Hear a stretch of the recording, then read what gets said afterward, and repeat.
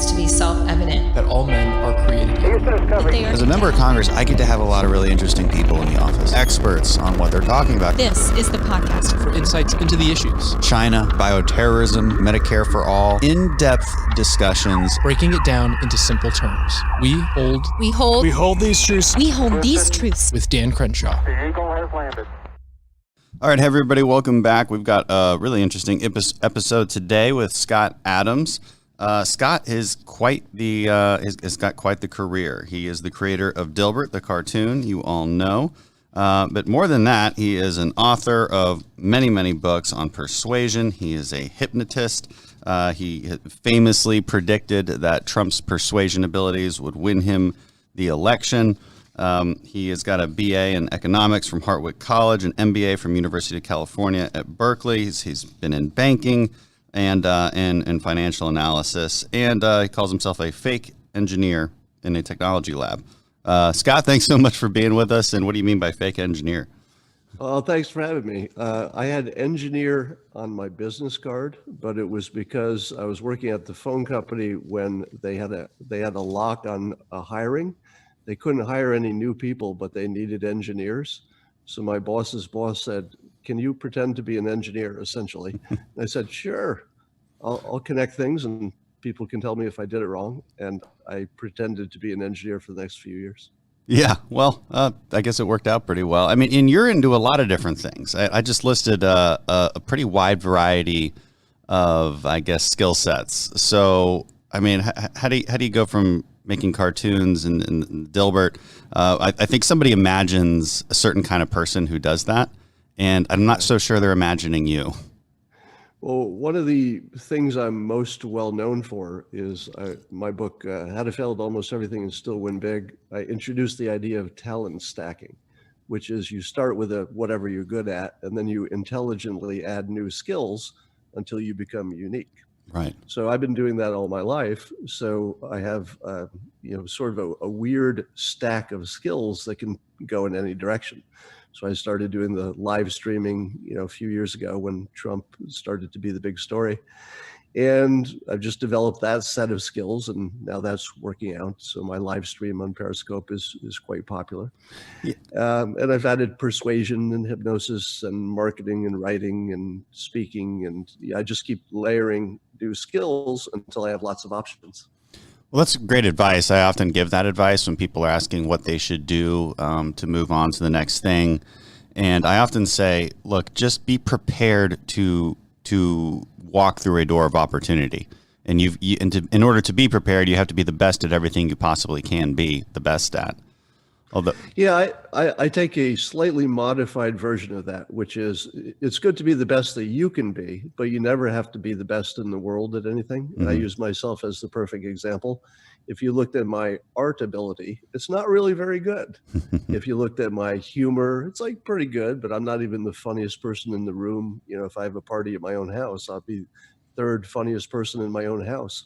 I'm not the best writer, and I don't know the most about business, but I have enough talent in those areas, maybe top 20% in each of them, that I can put them together into something unique, and then you can become a famous cartoonist. Yeah, or at least persuade people that you're good at all those things. And so maybe the first thing you should get good at is persuasion. So tell us about that. Like, why are you an expert on persuasion? What the heck does that even mean? So in my 20s, I took a class to become a hypnotist, and I was just doing it to, again, add to my talents. I didn't know where that would go exactly, but I thought it might be. Oh, we're going to talk about the hypnotism thing because this is fascinating, but I want to talk about persuasion first. Well, hypnosis is a subset of persuasion. So Yeah. I'll give you the big picture, and then we can talk about that. And when I saw how irrational people are, because what you learn as a hypnotist is to reverse the world. The normal world is, well, we're rational 90% of the time, but oh yeah, every once in a while we get excited, and maybe 10% of the time we're a little crazy. Mm-hmm. The hypnotist reverses that and said, no, we're irrational 90% of the time. We just rationalize why we did things, and it fools us into thinking we were ever rational in the first place. And then 10% of the time you have no emotional investment, then you're rational. but that's actually the exception. So I learned that, and I thought, well, how far can I take this? And so for years, I've been learning as many techniques of persuasion in many ways as I could to be a better writer and better cartoonist, because it works. It's one of those skill sets you can add to everything. Yeah. There's nothing that you wouldn't be better at, including your job, if your persuasion level was increased. I just want to read this quote from it's a book called your book, Win Bigly: Persuasion in a World Where Facts Don't Matter. It's just a good quote, and maybe you can respond to it.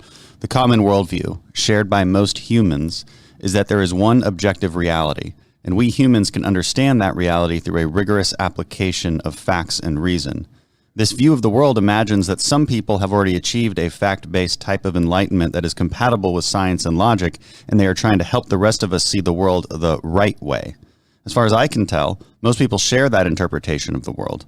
The only wrinkle with that worldview is that we all think we are the enlightened ones, and we assume the people who disagree with us just need better facts and perhaps better brains in order to agree with us. That filter on life makes most of us happy. That's based on the observation that of all the creatures on the earth, from insects to birds to animals, they don't really understand their reality. Because my cat doesn't know that there's an outside world. It doesn't know that I have a job. Doesn't know that the lights come on because I clicked the switch. Mm-hmm. So we see that evolution did not require anybody to understand reality. Right. You could be a clam and you could still reproduce. So as long as you can reproduce, you're fine. And I like to use the example, if I go to the grocery store back when people could do that.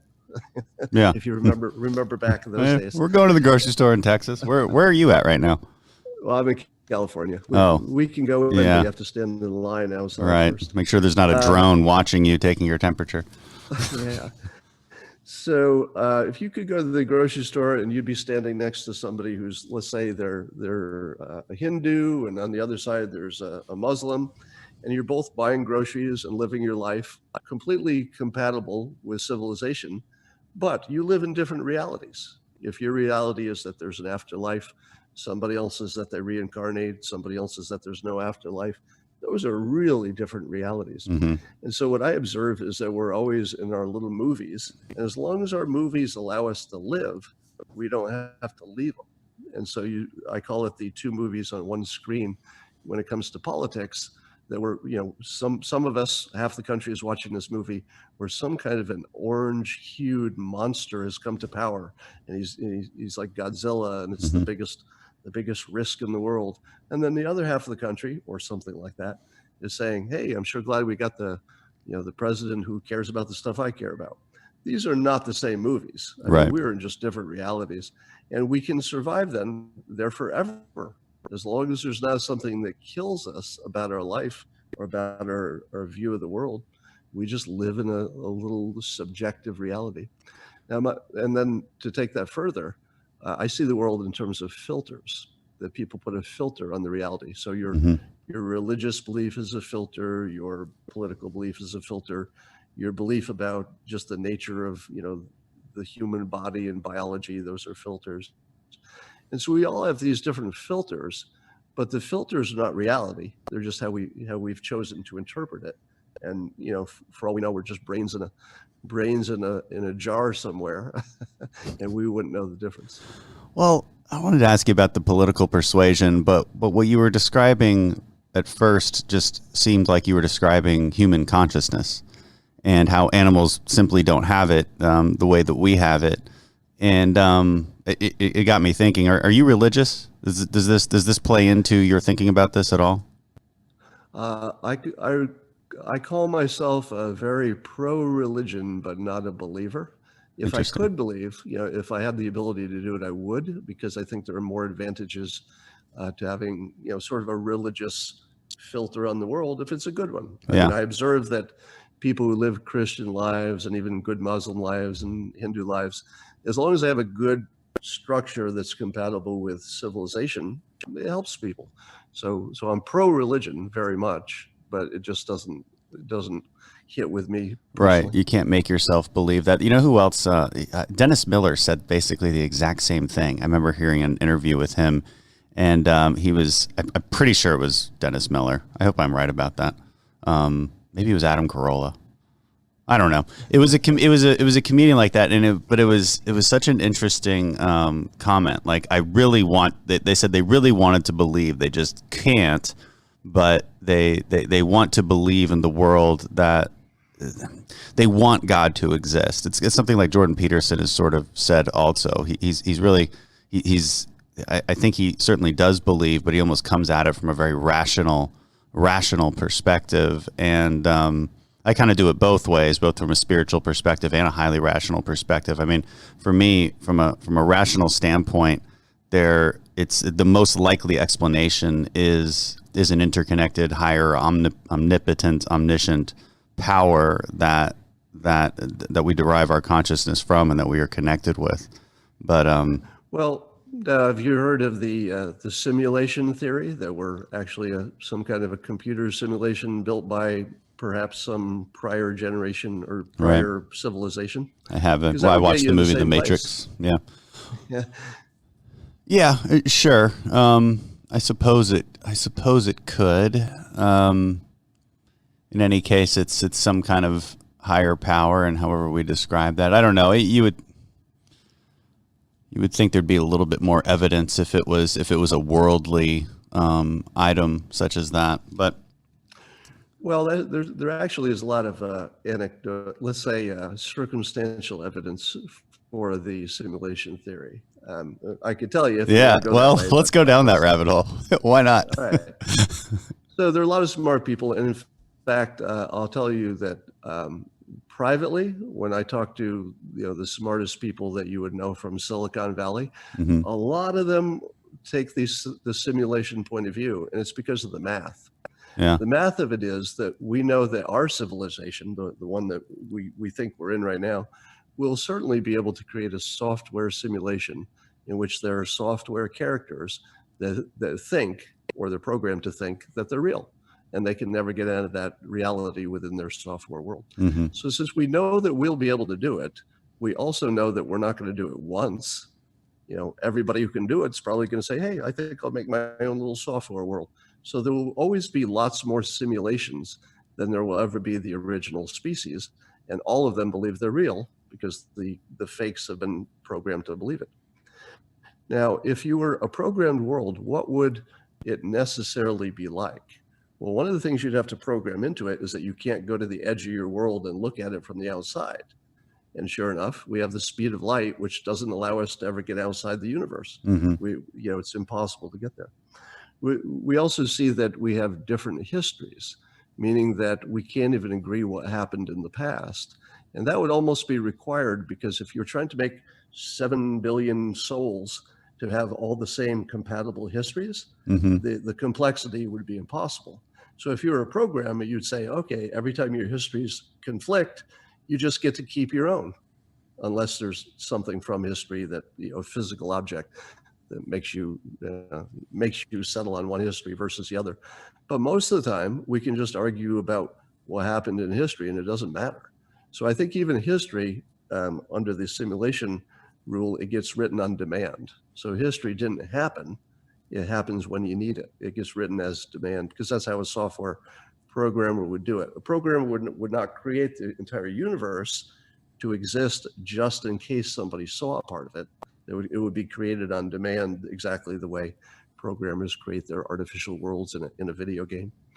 So everything that we know about constraints in the programming world applies to our actual world.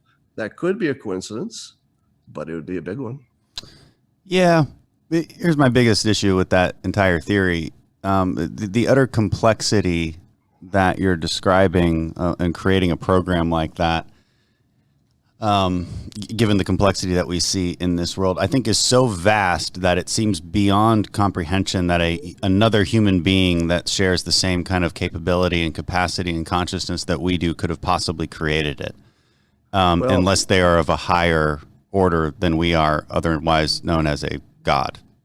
Well, actually, no, because you could use programming tricks to pretend that you had the complexity without having it. Let me give you a concrete example. If you're playing tennis and your opponent hits the ball and you see where the ball lands and you decide it's on the line or it's out of bounds, you have a perfect memory of that, at least at the moment it happens. Mm-hmm. You can almost replay it in your head, but science knows that you actually didn't see it because the ball is moving faster than your brain can process it. So your brain is actually seeing it maybe every foot. It's like seeing like a snapshot here and then a snapshot here, but your brain fills in the in-between. So in the real world that we know is the real one, or we feel is the real one, we know that our complexity is actually faked. So we have an impression that we saw the ball all the way when we only saw 2 points, and we filled in the rest with imagination. And that's exactly the way you would build a programmed world. You would let people imagine they see the complexity. I mean, but isn't the notion of imagination itself incredibly complex? And see, I would argue again that our world is actually way more complex than our simple interpretation of it. Aren't we doing the opposite of what you're saying? Aren't we simplifying the complexities as opposed to complexifying the simplicities? Well, there's no limit to how complicated the world could be if it's programmed, because you don't know how smart the programmers would have been, hypothetically. I'm not saying that this is for sure the real world. I'm just giving you the argument for it. Yeah. So we would not be, if we were a programmed species, we would not know that we had been programmed to not notice the complexity was missing. And we might be working on our little complicated problems like physics, and we would discover things such as how you can change, or if you change the spin of a particle here, it changes at the same time anywhere in the universe. Quantum entanglement. That can't really happen. That can't really happen in the way we understand our world. That can't happen. But in a programmed world, of course it could happen. If you were just software, that could happen easily. Yeah. You're talking about quantum entanglement, which is, that's some spooky stuff. I love quantum physics. We'll have to do another podcast on quantum physics. Okay. This isn't the Joe Rogan podcast. We don't go down these we don't go down these kind of rabbit holes, although I do want to. I mean, it's fun. But let's bring it back to Persuasion. And you noted that we are basically living in two different movies. We're telling two different stories. We're playing tennis against each other, but in two different courts. I see it all the time in politics. We talk past each other. Yes, I am one of these people who does not understand how when I lay out a certain set of facts for somebody and a certain logical reasoning, a string of logical reasoning, that somebody is not persuaded. Now, unless they simply have different preferences.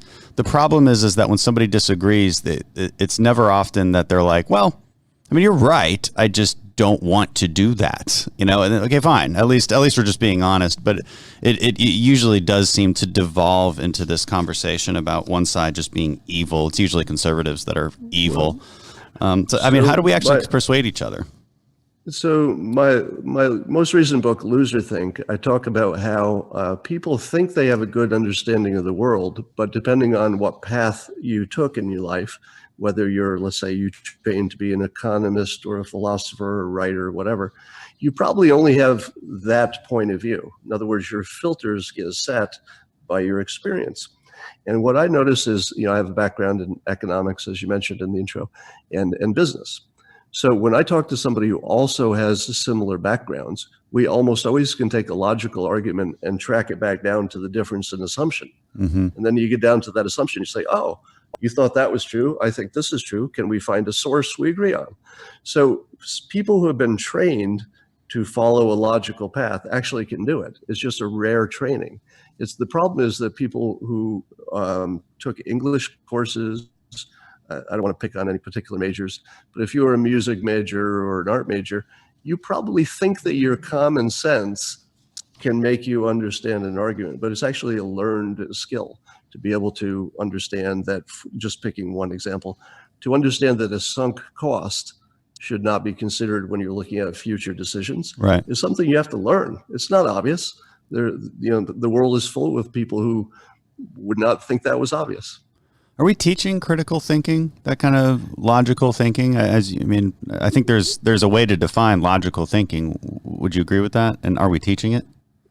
Yeah, I don't think that we're teaching it in any way that I know of. Obviously, there'd be college courses, but they wouldn't be required.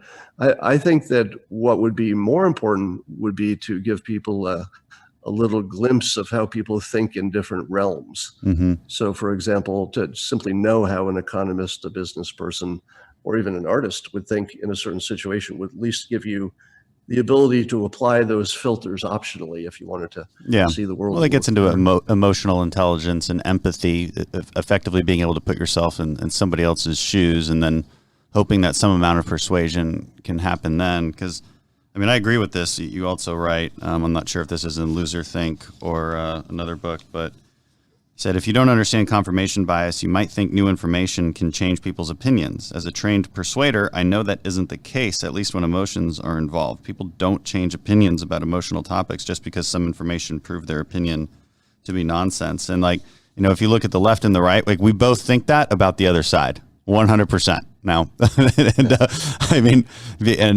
I see it all the time. And then, I view their counter arguments as not fact-based. I think I make a better logical argument, of course. But, I guess the question is, though, how should we be talking to each other? Is it an acknowledgement of somebody's emotions? I mean, what's the right way to persuade? Well, the number one thing you have to do is to do what hypnotists call pacing. So pacing is agreeing with somebody as far as you can, so that they've gotten the pattern that you're capable of agreeing with them. And if you're agreeing with somebody, they think you're brilliant, where it's just natural. It's like, you agree with me? Well, you must be a genius. Yeah. Then once you've done the pacing, then you can start leading them to a new opinion. But if you haven't done the pacing, you have no chance. So that's why a Democrat talking to a Republican can't get anywhere, because you don't have the trust and the credibility. That you're just going to disagree on everything. So that's first. And I would argue that President Trump does that better than I've ever seen it. Really? He makes the argument for his base. Now, nobody's really trying too hard to convince the other side. It's really about convincing your base and getting a few crossovers. But the president takes the position of his base even stronger than the base has it. If his base doesn't like immigration, well, he's really tight on immigration, and et cetera. Okay. So he paces better than anybody I've ever seen in the political world. Yeah, because when you said that, I was like, I've never seen President Trump give an inch to the other side.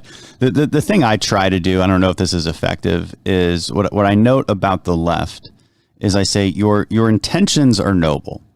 You want healthcare for everybody. That's a good thing to want.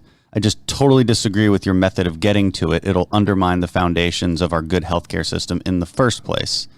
And I think that at least that first step is important. I suppose that's what you're calling pacing.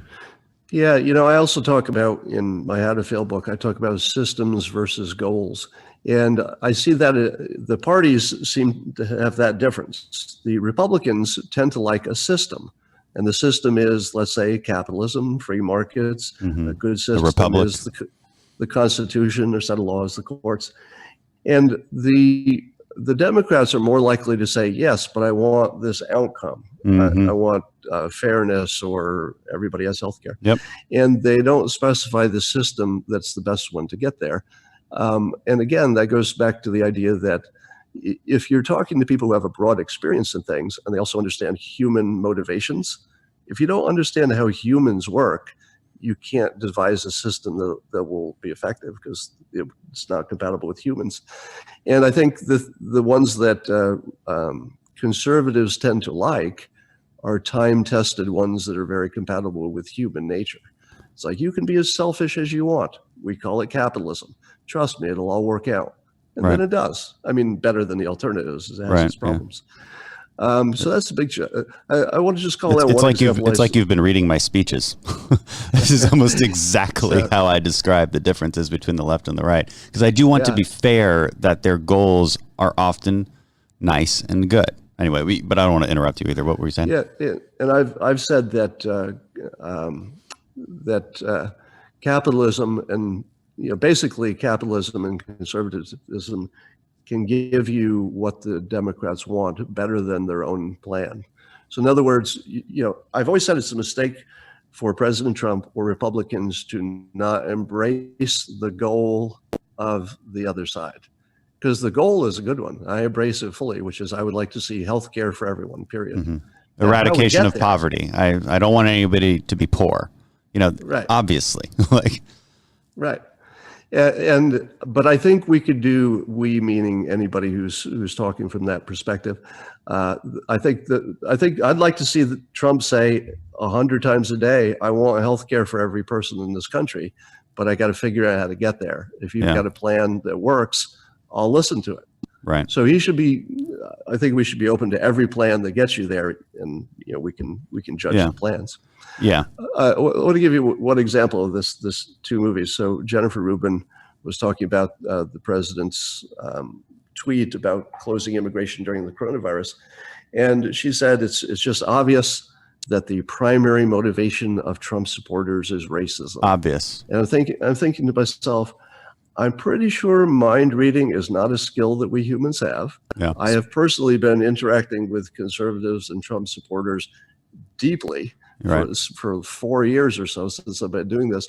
I have never met one person in a private conversation, and people will tell me anything because I'm sort of famously open-minded. And you're a hypnotist. People aren't afraid that I'm going to judge them. Make them tell you things. And yeah, I can make them tell. That's actually literally true in a sense. Yeah. But I've never heard one conservative or one Trump supporter who said that race should be any part of public policy decision making.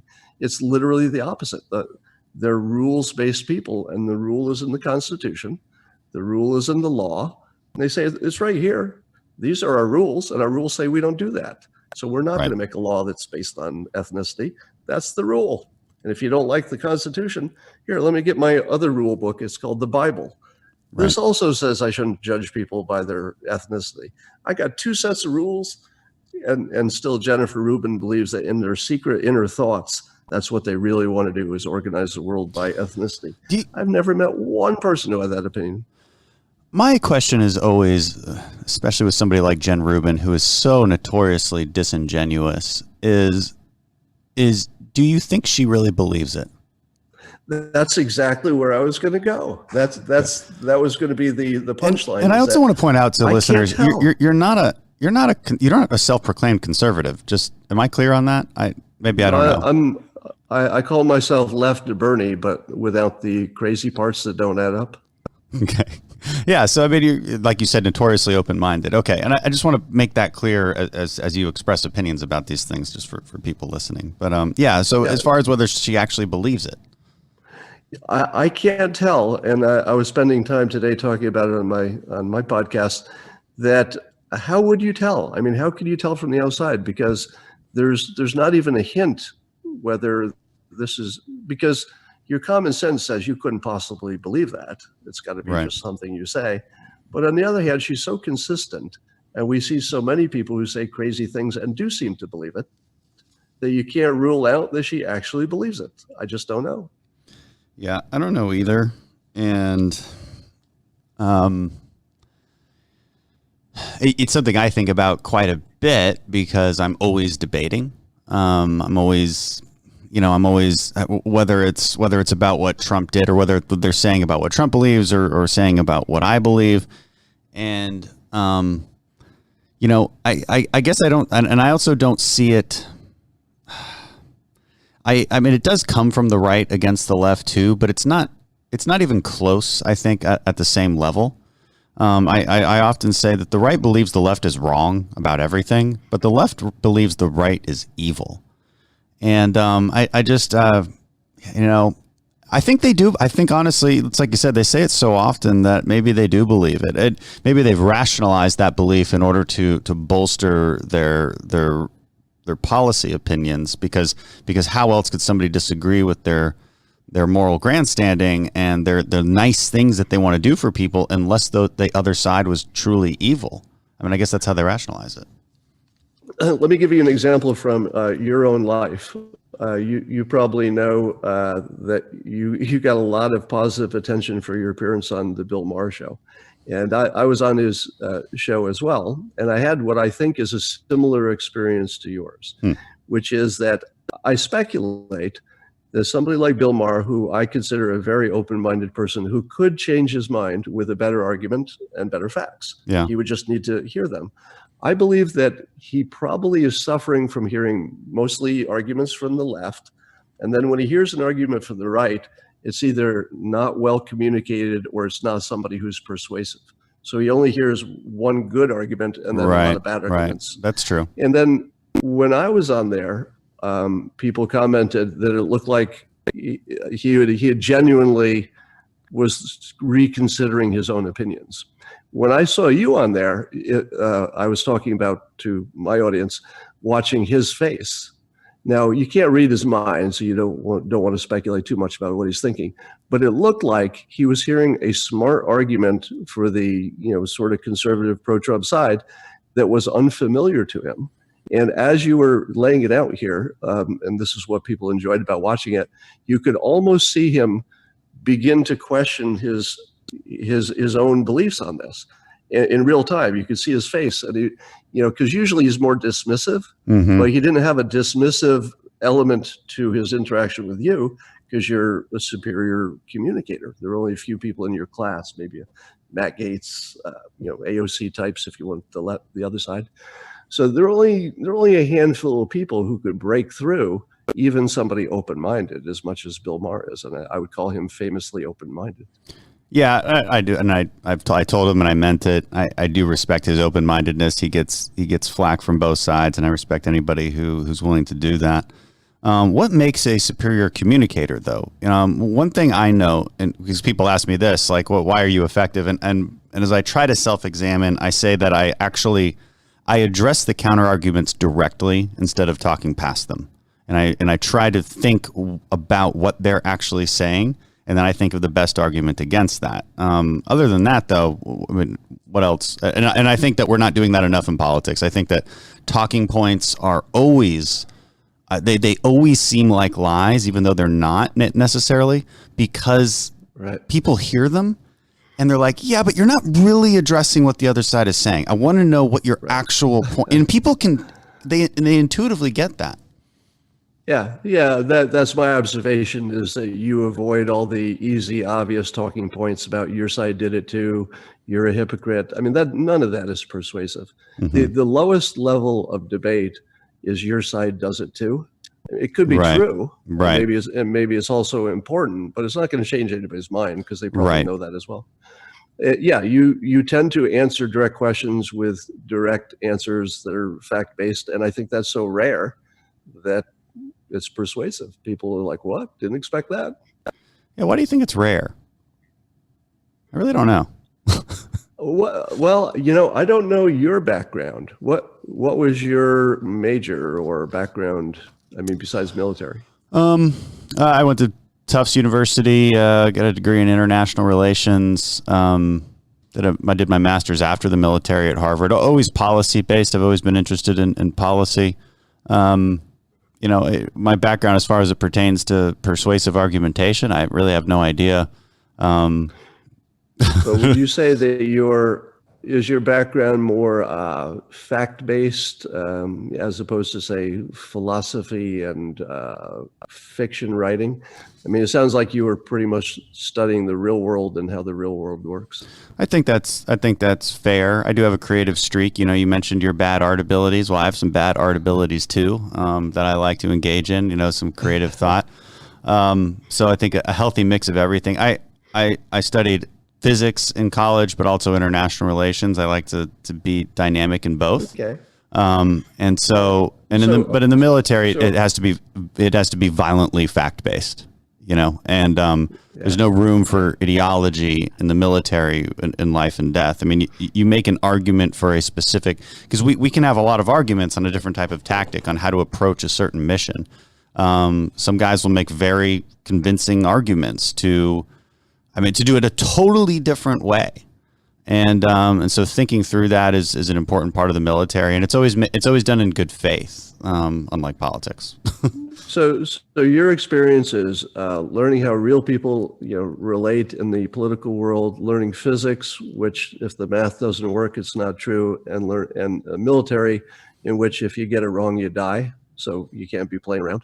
Yeah. I mean, one would expect that anybody who came through those three filters would communicate somewhat the way you do, which is directly. So how do you compare my communication? Because you compared me to AOC, and I'm a little hurt by this. But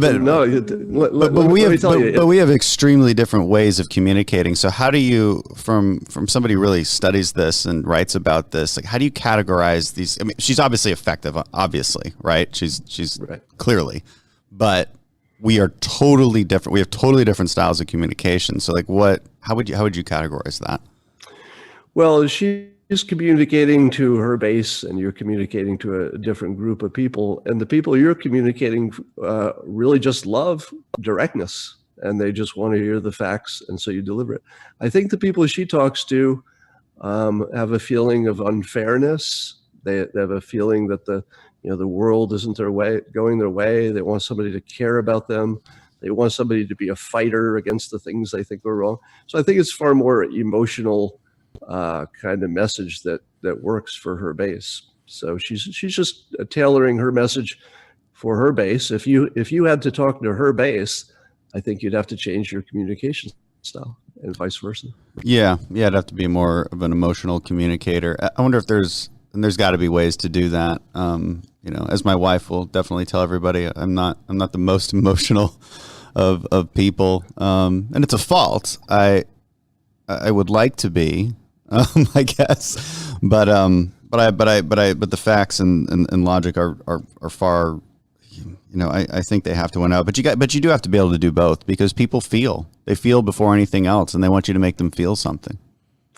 Well, you have to think there's some balance in our rational abilities and our emotional. The higher your emotions are, the less rational faculties you have.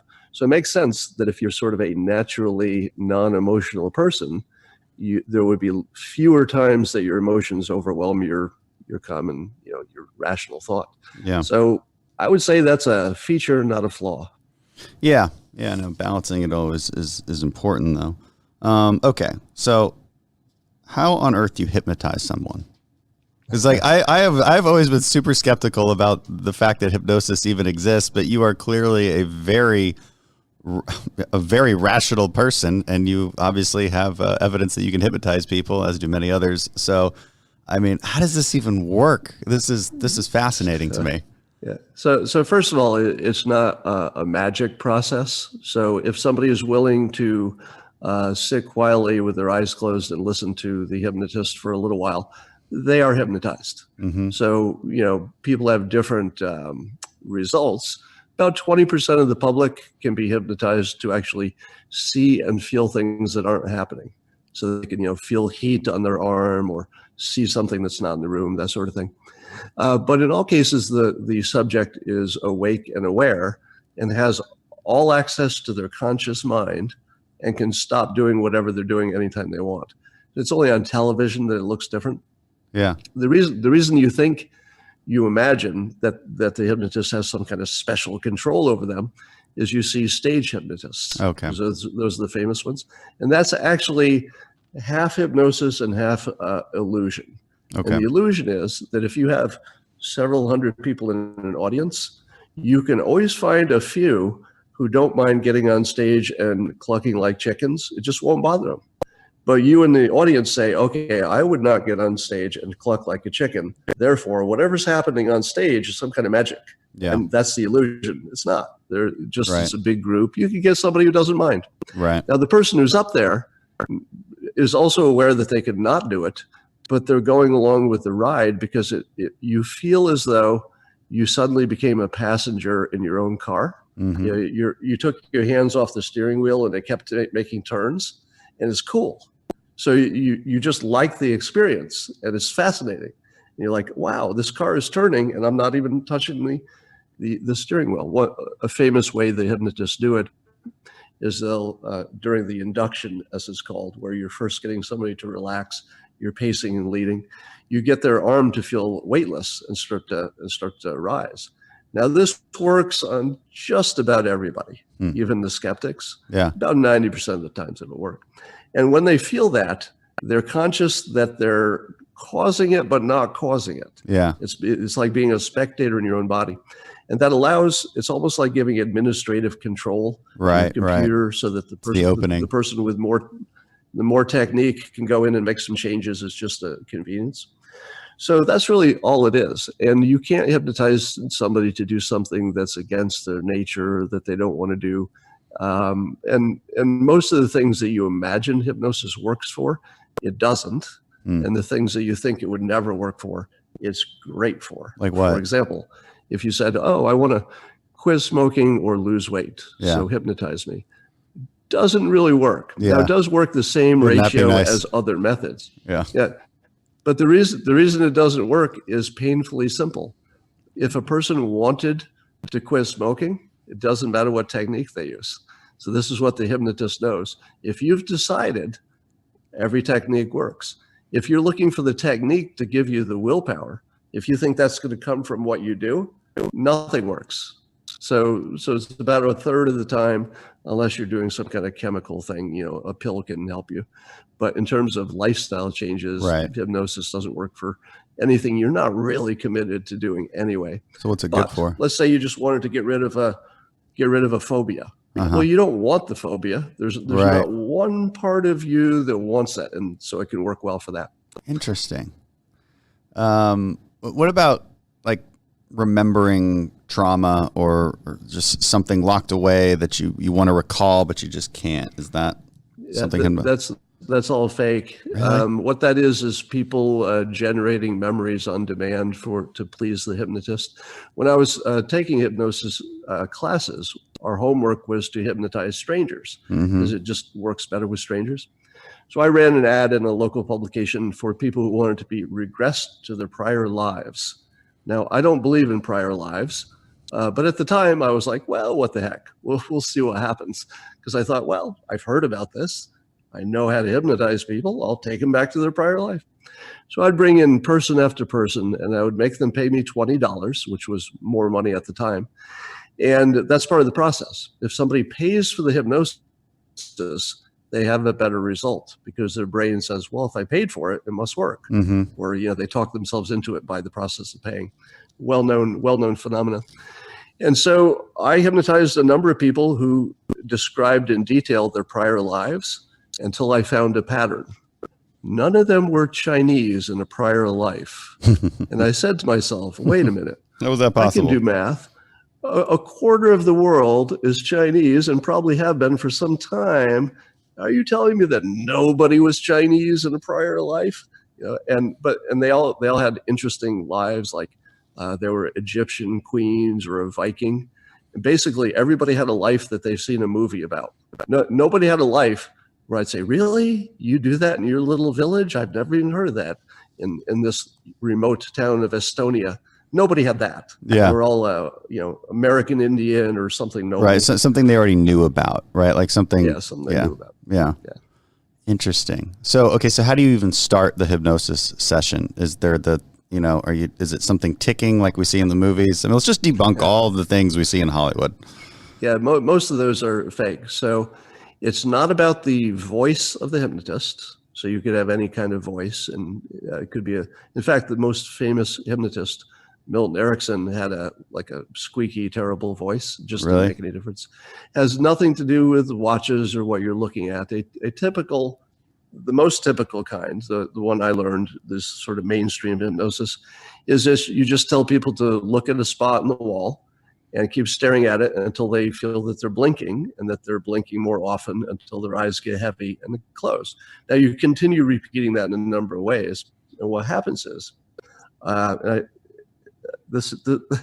almost don't want to reveal this because it will make hypnosis work less for the people who hear it, because there is a magic trick. Our audience isn't that big. We're getting there. So here's the magic trick.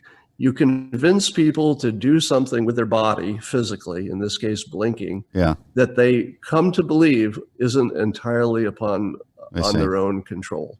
And blinking is something you do somewhat subconsciously. So the reason the hypnotist starts with that is if I say, okay, you're blinking more often, and people will say, no, I'm not. And then they blink and they go, okay, that might have been a little more often. And then you say, pretty soon you'll really want to blink more often. And you're thinking, I wish you hadn't said that. It's like when somebody yawns and it makes you want to yawn. If you talk about my blinking, now I want to blink. Oh no, I am blinking more than, and then you convince yourself it's the suggestion. Right. And that starts a chain of suggestions and responses in which you notice, oh yeah. And that's the bigger suggestion. And then pretty soon their arm is floating and they say, okay, I'm just watching this. Yeah. This is cool. And my arm is floating right now. So, I mean, is there a scientific way? Once people get in that point of view, yeah, go ahead. Well, I was going to say, what was your question? I was going to say, is there a scientific way to describe what hypnosis actually is then? Because we've kind of been talking about what it's not, but then what is it? What is happening? Yeah, it's a relaxed state in which you allow the operator or the hypnotist's suggestions to operate as if they came from you. So you just take down that guardrail. Now, I don't know in terms of if anybody's put the brain scan on and if they see which part of the brain is lighting up. I would assume it's a unique part of the brain. I know that they have done that with people who meditate, and people who meditate can do pretty amazing things with their mental, their mind-body connection. They just have more control, and you can see that a certain part of the brain lights up for the meditators that's not common to the rest of the world. I assume something like that with hypnosis. I just haven't seen it. Interesting. Is there kind of a connection then between hypnosis and meditation? Just maybe the difference being between that being that somebody who's good at meditation and can do amazing things like you're talking about almost hypnotizes themselves, I guess, has that kind of mental control? Well, I don't know. I like to think of it as brain hacking. So anything you do in which you're essentially rewiring your own brain is sort of in the same family. And meditators are doing that. They're actually changing the structure of their brains because everything you do over and over again changes the structure of your brain. And likewise, in hypnosis, you're often trying to get rid of a habit, for example, or a phobia. And that ends up being necessarily a physical change in the brain. So I look at it, all of that whole field of hacking your brain to reprogram it into something else as all connected. So that's crazy. I am going to ask you, well, I might as well ask you now. Can you hypnotize somebody over Zoom? Or since you're in social isolation, and if I don't know if you have a hypnosis practice, or if there's a licensing process for hypnosis, but what do you do? Can you do telehypnosis? So there are a few parts to that answer. First of all, being physically close to the person makes a big difference. Yeah. Because what the hypnotist learns is not just what they're saying. You learn that as well. But at least half of the skill of hypnosis is looking for micro changes in the subject. Yeah. So you're looking for muscle relaxation, flushing, any kind of movement, breathing, and then that tells you if what you're doing is working. So you do more of it, and if it tells you it's not, then you quickly pivot to something else and try another technique. The other thing is that hypnosis only works well one-to-one. Because again, you're making these individual adjustments as you go based on the individual. Yeah. You couldn't do that with a crowd. Yeah. So when the stage hypnotist is trying to figure out who to bring up on stage, usually they'll give some simple suggestions. And the one they'll do is often they'll say, put your hands together, and then imagine that they're stuck together and you can't take them apart. Now take them apart, and the hypnotist will scan the audience. And you'll see that 95% of the people will just go, okay, that was nothing. Yeah, there's nothing. I did it. And they'll watch, but 5% of the people will go like this. They'll hesitate, like it's almost magnetized.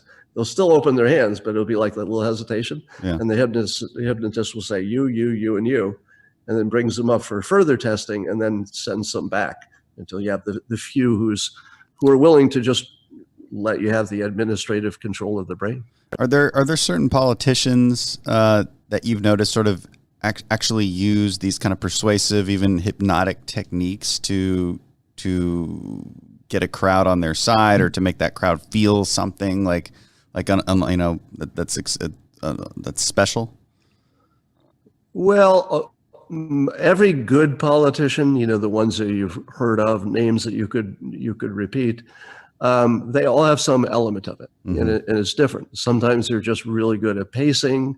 Sometimes they just have that, soaring oratory that brings you emotionally to a place, and that's good if you can control emotions. In the case of President Trump and other leaders, sometimes fear is a great persuader. So there's not really, you don't need to put somebody in a relaxed trance. That doesn't have much utility in the real world, and it's hard to do.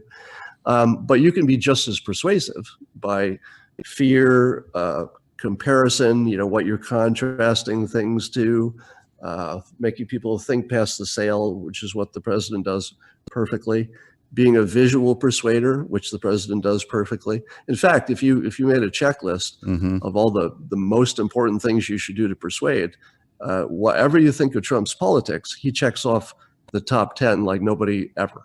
Yeah. I mean, and that's why I started talking about him, is that I'd never seen this. Yeah. And then you add the technique, which I believe is just picked up over the years. Yeah. I don't think he studied it in any rigorous way. But his minister or pastor, I forget the word, when he was a kid, was Norman Vincent Peale, who was the famous author who wrote The Power of Positive Thinking. He was, world famous author, influenced me greatly. So he was one of my biggest influences in life. And it was Trump's one of his biggest influences, which he's talked about. And Norman Vincent Peale was accused in his lifetime of being a hypnotist because he was so darn persuasive. And part of his persuasion was that people like optimism.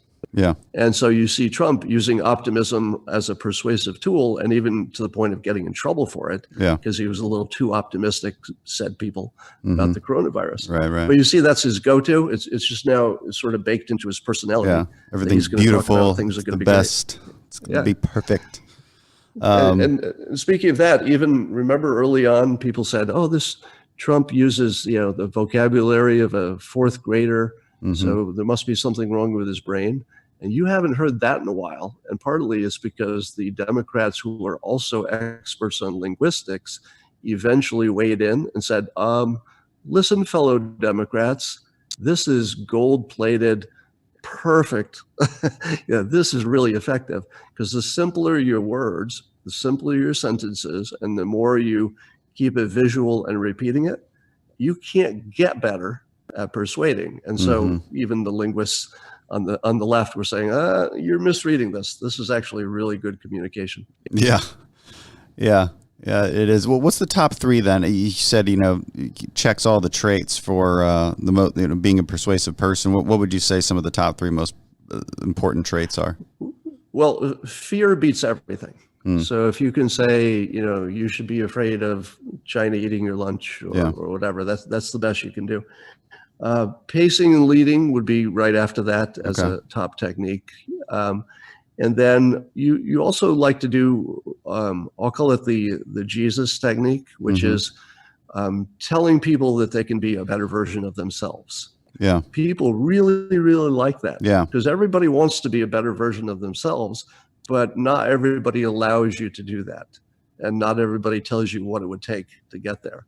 So when President says, "Make America Great Again," that's, I'm not going to make a Jesus comparison. Right. I get in trouble Yeah. Oh my God. People will lose their minds. Technique, and in terms of persuasion technique, it's good to say, you're here, but you could be up here. Right. You could be, you could be more godlike. You could be, a more effective citizen. We could be richer, happier, safer, healthier.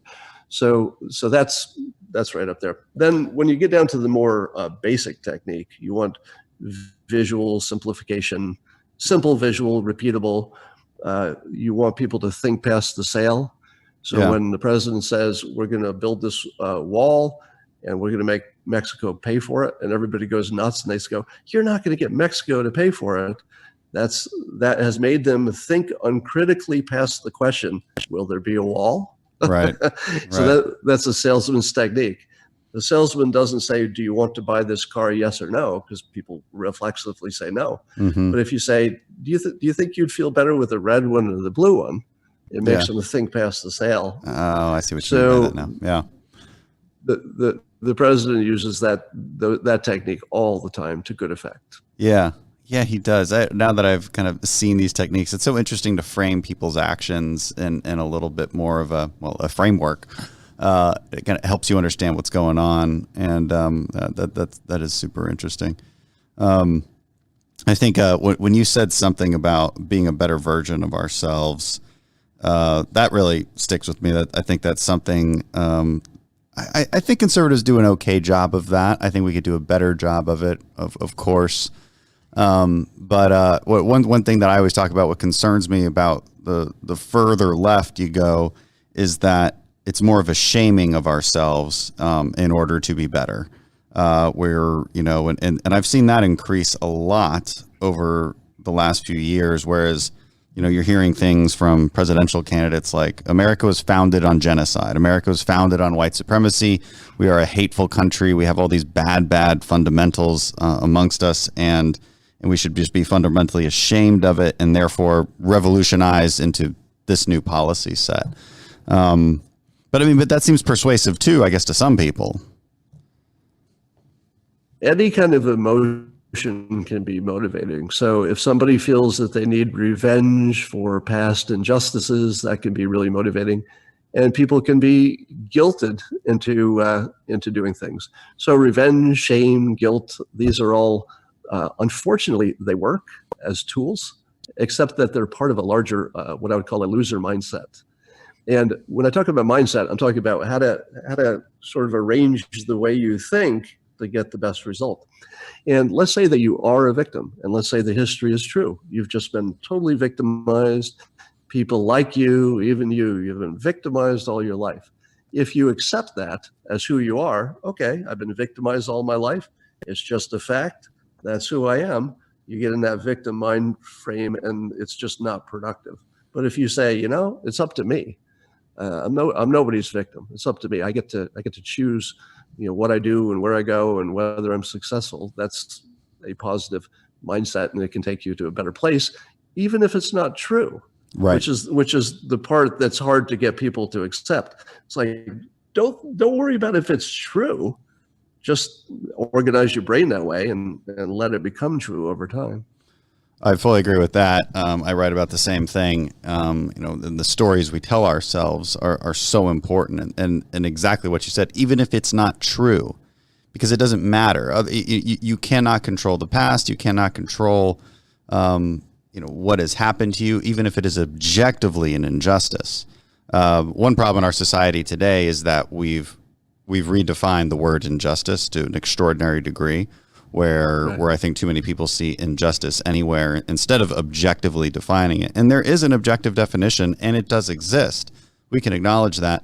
In any case, it doesn't matter as you think about your future and how you think about to get past that injustice. Because the most disempowering thing that you can do to somebody is to remove agency from them, to remove a sense of control over their own circumstances.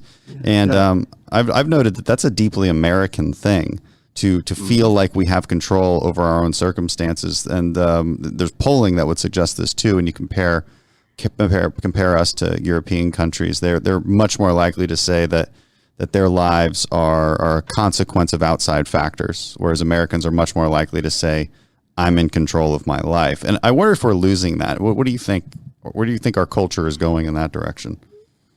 Well, it's hard to know direction, because we're such a big country that there's always going to be so much of everything. The good thing about America is that 90% of us could be kind of worthless.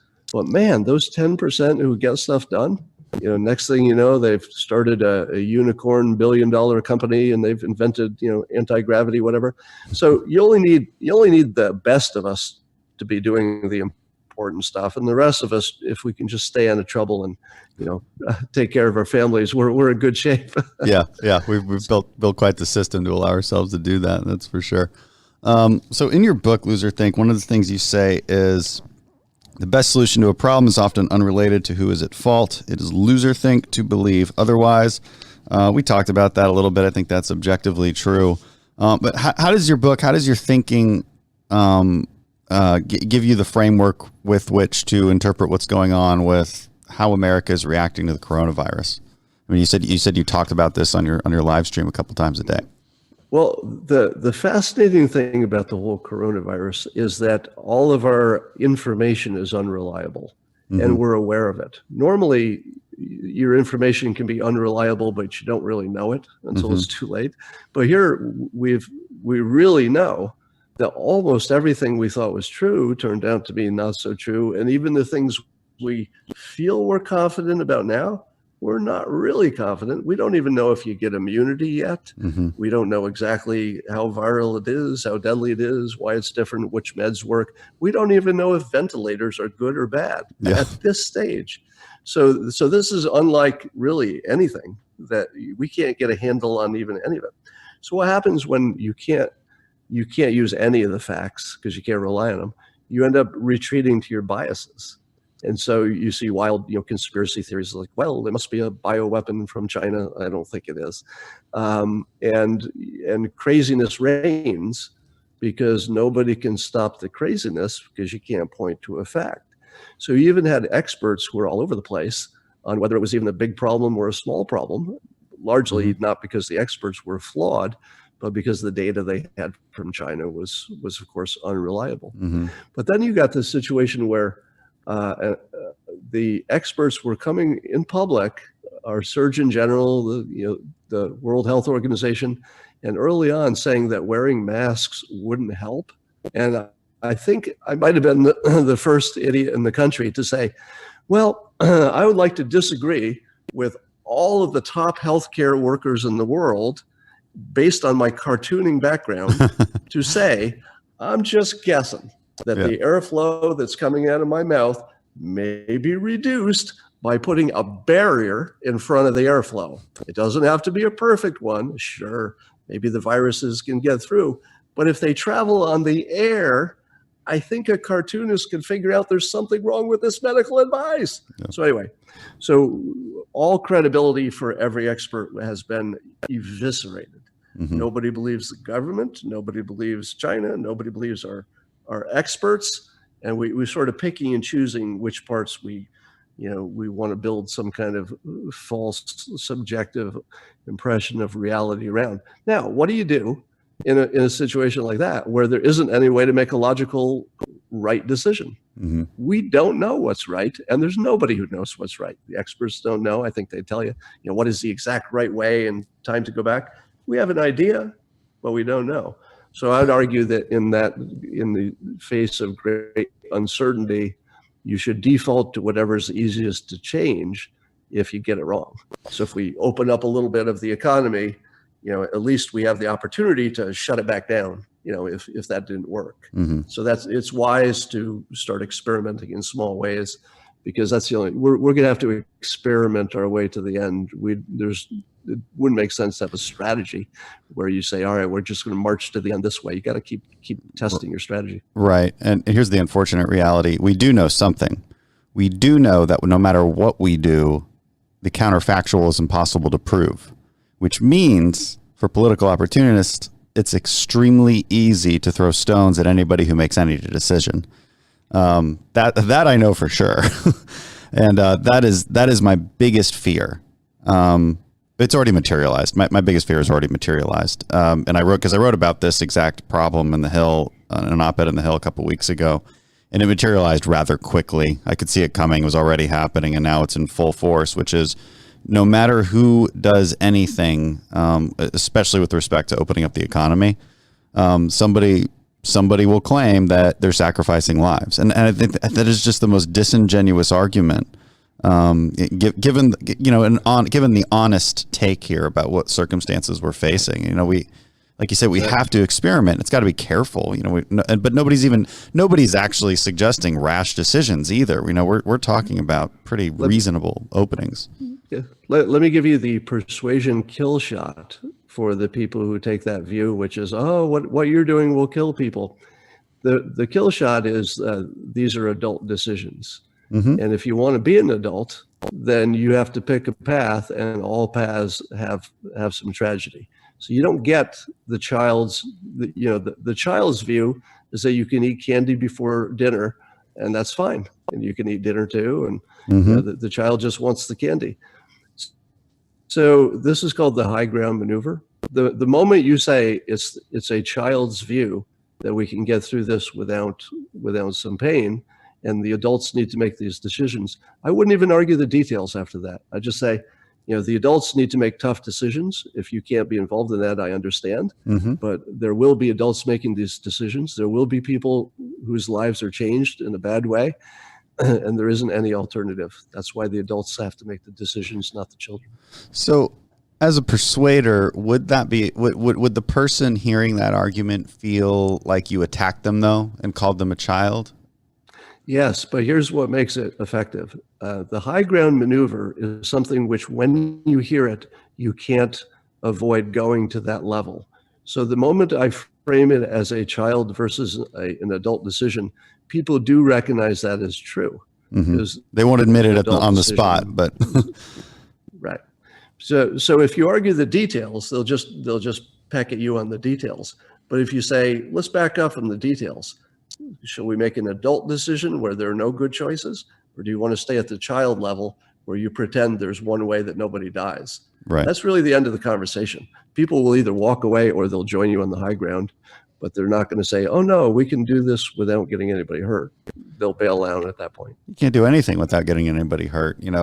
I think this at first it seems like a cheap analogy, but I think it's actually a very good one, which is I could claim the moral high ground by saying I won't let anybody drive anymore, and I want to save 40,000 lives a year. And if you disagree with me, then you actually want 40,000 people a year to die, and I can't believe you would say something like that. No, but of course, that's nonsense. Yeah. We take risk mitigation measures in order to make everything we do in life a little bit safer, and I think all the reasonable people are talking about coronavirus that way. And I think we can quickly get there, because you mentioned personal responsibility. Like, you have a choice not to get the virus. Like, you can wear the mask, you can not touch people, you can engage in a certain set of social distancing measures while also getting back to a sense of normalcy. Like, we do actually have more control over this than I hear from the general public. Everybody's asking, okay, when am I going to get my test and when am I going to be safe? But you actually have more control over this than you're giving yourself credit for. And I think good leaders could tell people this. Yeah, but most of the people who got the virus probably thought they had control and were doing the right things too. At this point, there's probably plenty of people who wore masks and did. I would love to know the answer to that question, by the way. Wouldn't you love to see some kind of study of all the people who have gotten it recently, just the last 2 weeks, and say, what were you doing? Right. We need that contact tracing mechanisms, and that's every local authority has to implement that. When I say personal responsibility, I also mean it in a governmental sense, where local authorities keep banging their fists and saying, "Where's our contact tracing?" Well, no, you have to implement that. And in Houston, we are.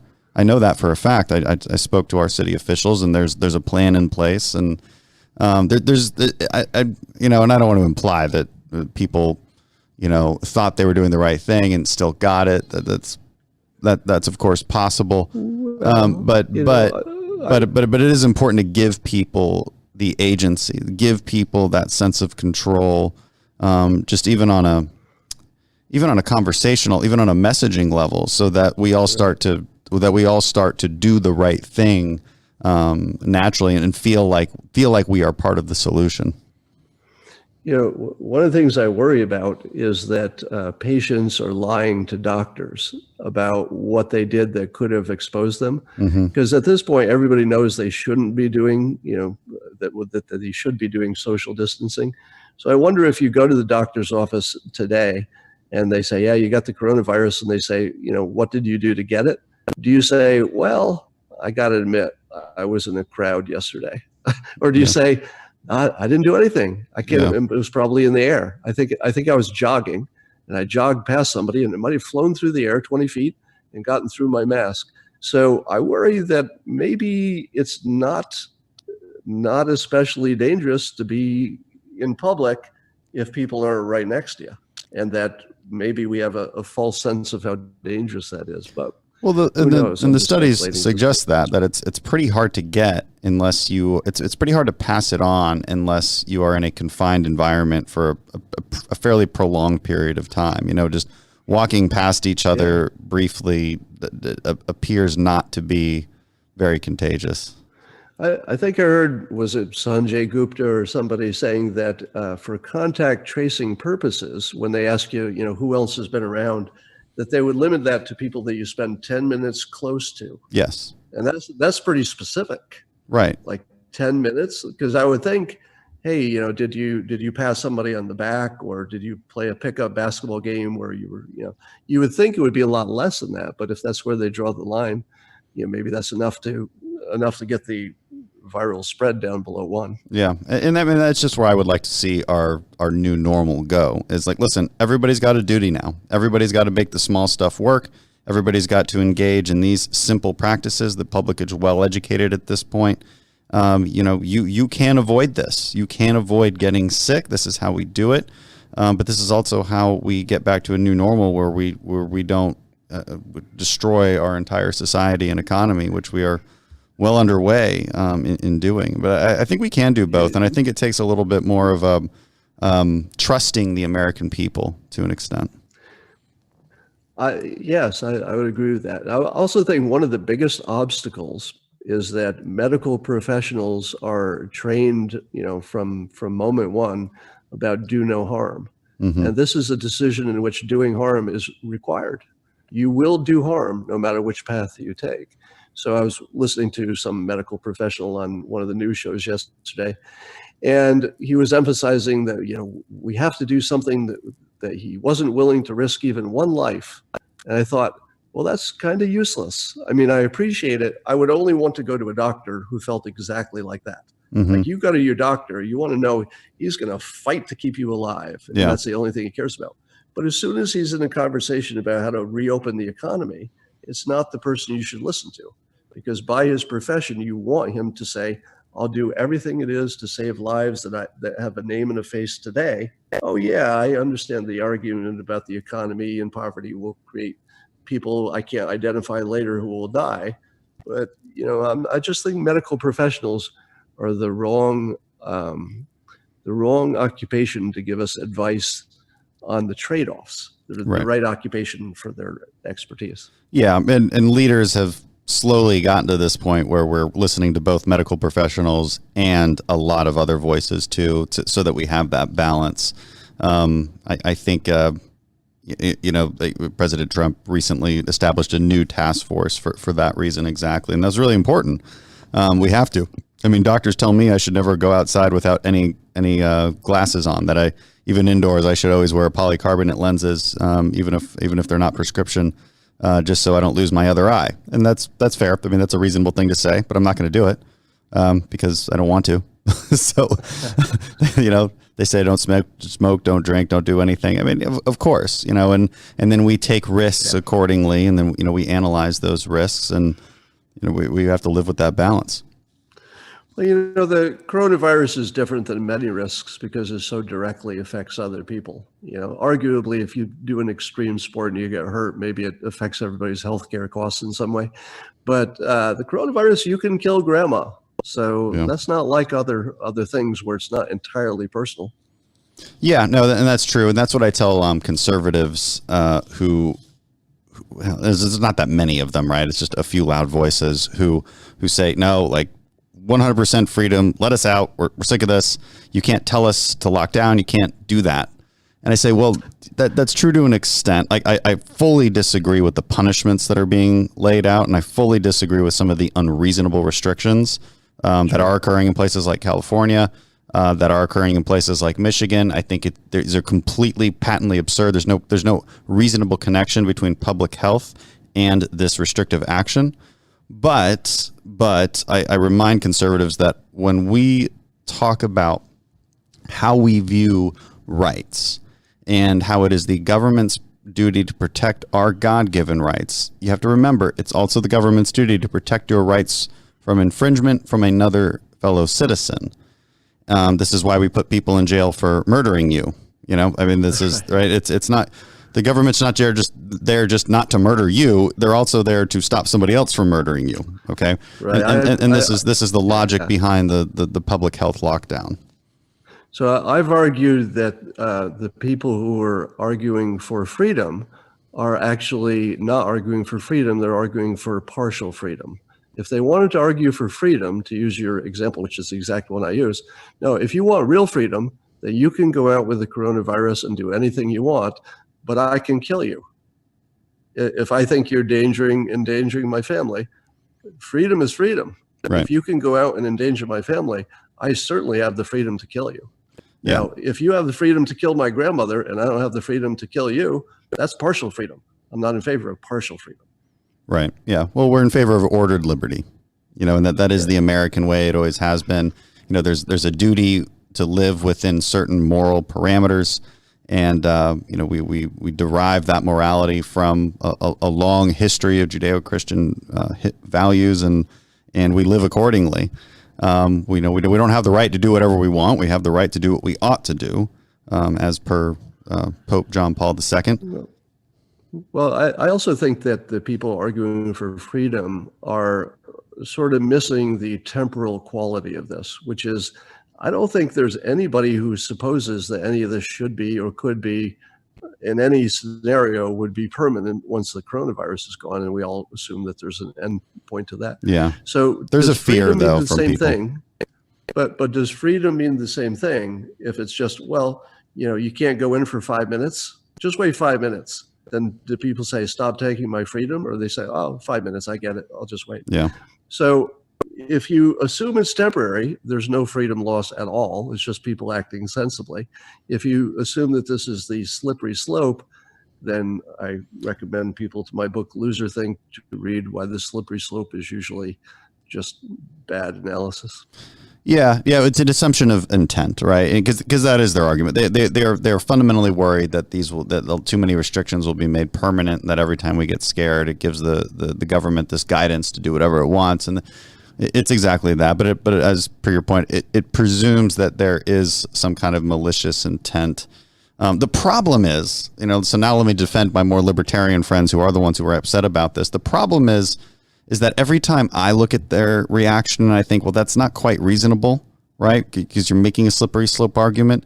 But then somebody goes and does the exact same thing that they were worried about, you know? And again, like when you arrest somebody for paddleboarding, like that, it's so unreasonable that I'm like, okay, I just throw my hands up and I'm like, you know what, guys, maybe you were right. Like I just, but again, temporary. Yeah. You know, if you say that, yeah, I'm pretty forgiving on mistakes, and I would say, you know, the paddleboarding thing, some of the beach stuff, those clearly just look like mistakes. Yeah, and you don't see them spreading to the other states. In fact, you see people saying, "Okay, that was too far." The other states hear that, they go, "Okay, we won't do that paddleboarding thing." So I trust the system to find balance eventually, but you know, it's pretty frothy right now. So last thing I want to ask you is, we've gone over time, and I appreciate your time. It's been a fascinating conversation, but we didn't talk about what you're very famous for, which is this guy named Dilbert. I guess I just want to ask one question. Is this based on somebody? Is it like, how do you come up with this character? Does it represent something to you? Like what's the deeper psychological analysis of this? So for 16 years, I worked in the Dilbert environment, first at a big bank and then at the local phone company. And I was in a cubicle and I was surrounded by Dilbert-like people. The actual character Dilbert is based on a guy I worked with. So really? His physical look was a lot like that. And the funny part is he doesn't know it. I never mentioned that he was the model for Dilbert. So I wonder if anybody ever sees him on the street and asks him. But the personalities of the characters are usually some version of me. In the case of Dilbert, my social awkwardness and and sometimes nerdy personality is in there. But he was sort of a composite. The boss is a composite of every bad boss. Some of the other characters are based on specific people. So Wally was somebody I worked with. Alice was somebody else specific that I worked with. Yeah. And they came from real people. That's funny. That's funny. Well, we are past time, and really appreciate your time. It's been a fascinating conversation. We hit everything from basically living in the Matrix to Dilbert to how to